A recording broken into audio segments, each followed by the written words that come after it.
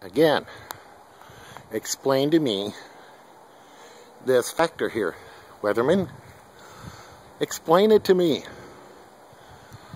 Why this jet finds the need to pour out all those chemicals. Huh? You telling me that this is a contrail? Really? Well, there's a close-up of your contrailing, polluting plane. Either it's pollution or it's on purpose. Pollution or on purpose. Pollution or purpose. It's either act of men or the will of God. As you can see, this plane here, leaving his trail. Okay? And then you can see this plane taking off, having to take off underneath his trail. See that plane right there? That's a plane taking off from our airport, having to take off underneath this junk. Okay? And you notice how it ends right above my house. Okay? I showed you the guy spraying. Okay? Ends right above my house. And then he takes off again. Because on the other side, look at the sheen on that. Look at what he's spraying.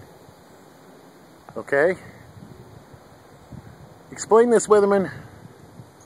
While our planes have to fly underneath these guys. Remember what I was telling you about right of way. Alright? That guy stopped spraying because that plane probably has a passenger load of people watching him right now. Okay? You see it ended right above my house. His trail is not dissipating. It is not disappearing. It is spreading out to form hazes in the sky. Alright? Had a plane taking off, and what did he do? He turned off his jets. Out spraying. Okay? Showed you the plane taking off and what it looks like when planes take off from my area, that these are not planes taking off. You know, and having to put out extra thrust. I've heard that tried to be told to me. That's ludicrous. That was actually told to me by a state rep. And I just showed you what a plane looks like taking off from the airport. Alright. Mainly his chemical was dumped over the western portion of Des Moines. If you live in Des Moines, you're being sprayed. See that, folks? I'm sure you're out there in West Des Moines, you can see it all. Okay, but explain to me these cloud formations above me. No weatherman can, except for geoengineering. None of them will either. So, I got one upload going right now. I hope this is a better upload for you, too. To understand, if you see this in your neighborhood, start a YouTube channel. Get Skyder Alert, S-K-Y-D-E-R Alert. Find that on Google Play. Google it to find it, download it, and report it to your reps like they really care anyway. But you're talking about things that you could do about it. That's some of the things that you can do. Okay? Even now, I'm a disabled person, and I have time in my hands, so here I go. Alright? If you're disabled, have time on your hands, do it. I can barely hold cameras up sometimes. Okay, because my arms.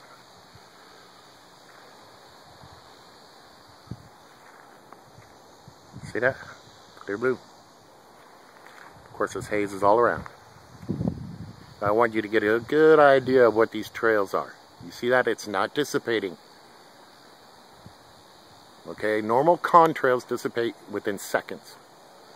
And as you can see, it's either pollution or purpose. It's either act of God or act of wills of men.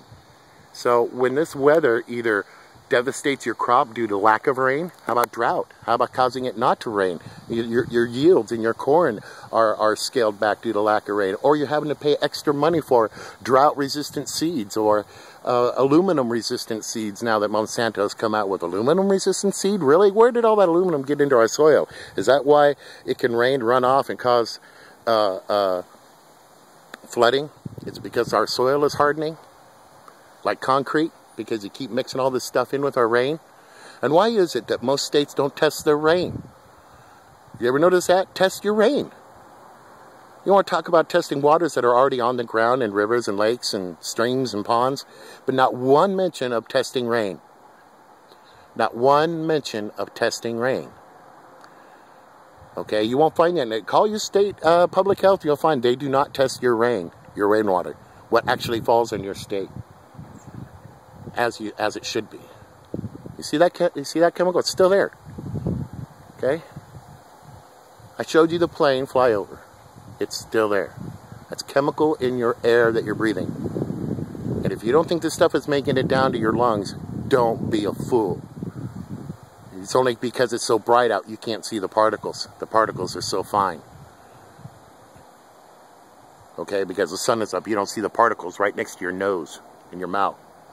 But you come out here at night when those particles start to fall, and that's what you're breathing all night long. As the temperature drops, so do the particles. Here we go again with another plane that's taking off. I see no trail, but of course he's probably not high enough to leave a contrail, but these are what the planes are being forced to take off low. You see that? And then get up to their elevations quickly once they get out from underneath the dome. Okay? You're under the dome, America. Even this guy has to comply. Normally these guys, when they take off, they go whoosh, try to get to their elevation as soon as possible so they can get at cruising altitude. And these guys are forced to take off underneath the planes because those are military planes that put up those trails. Okay? Those military planes have got the right of way. Commercial traffic has to give ease to their movement because they have dedicated flight planes. Well, anyway, I don't want this to be too long because I want this to upload sometime today too.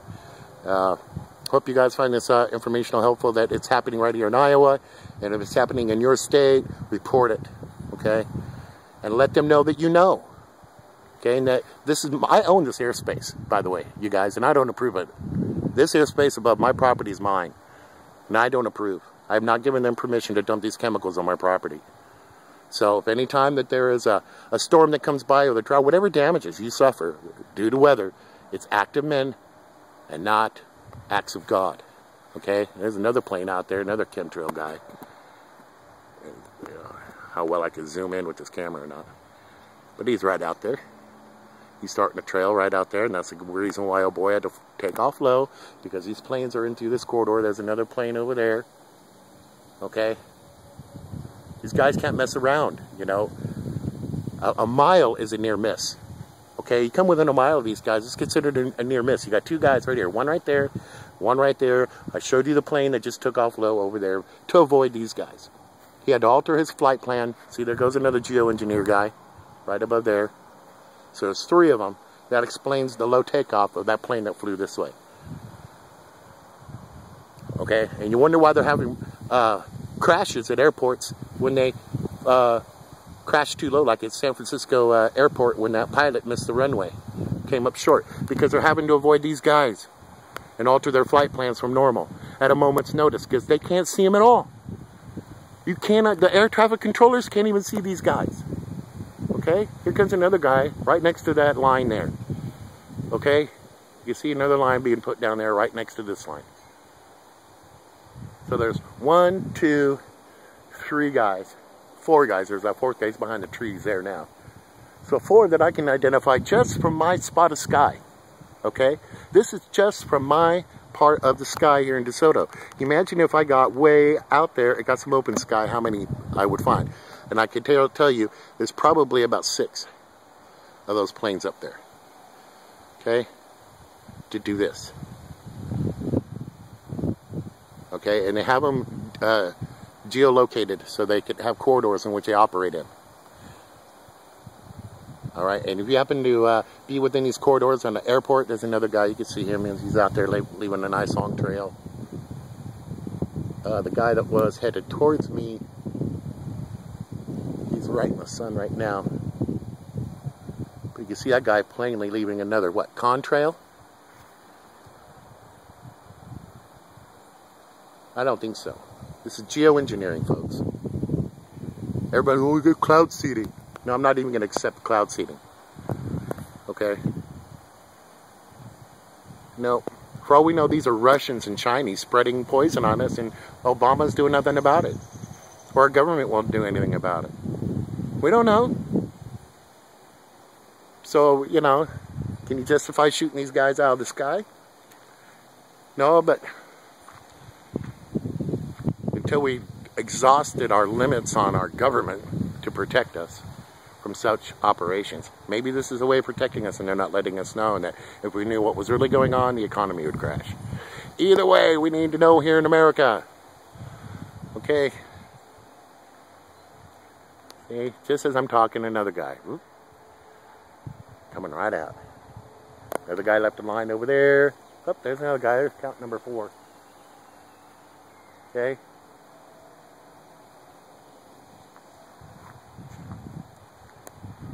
This is full-on operation. This isn't experimentation. Oh, there's that other small guy next to him. So, see, technically that's a near miss right there. How close they are to each other. Those two would lose their pilot's license. Okay, another guy over there coming in behind him. Another guy over there. So yeah, so far I've counted 5. Now if I stood here, 1, 2, 3, 4, and there's a 5th one that's out over there. So far I've counted 5 geoengineering planes, just in my portion of the sky. Incredible. Okay. And all these guys, since they can fly so close to each other, that's how I know they're all in it on one operation. Because they're allowed to fly that close without losing their pilot's license. Okay, see how the line just stopped? All of a sudden, the atmospheric conditions changed, huh?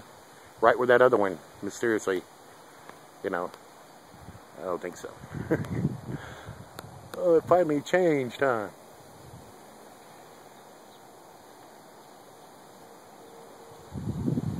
But every day I get film, guys. You may not see a video from me every day, but I get video every day, so I document this stuff every day. I got terabytes of information in them. So if you want to be able to prove it in a court of law, you got video evidence right here that geoengineering is indeed taking place. And that the storm that blew your house away, or flooded you out, or took your crops out, or took your business out, it was an act of man, and those men should suffer financially. They're the ones that should pay you, not the insurance companies. Or the insurance companies should be going after these people that are forcing them to pay these huge payouts. Or are they going to get bailed out by FEMA again? Is FEMA going to come in and say, oh, well, we'll take it? No, because even FEMA's going, no, we ain't going to pay for this, we ain't going to pay for that now. So when you have a dam that here in Iowa we had go because of storms, nobody could pay for it. So we have no dam being built again, and this whole community went to crap. Because it was centered around this lake that this dam was holding up. Now there's no lake, there's no nothing, no economy, no nothing. And FEMA says, nope, we ain't going to take care of it. Insurance says, nope, it was a non-state project, so nope, we ain't covering nothing. So you can go ahead and go after these guys. Find out who they are.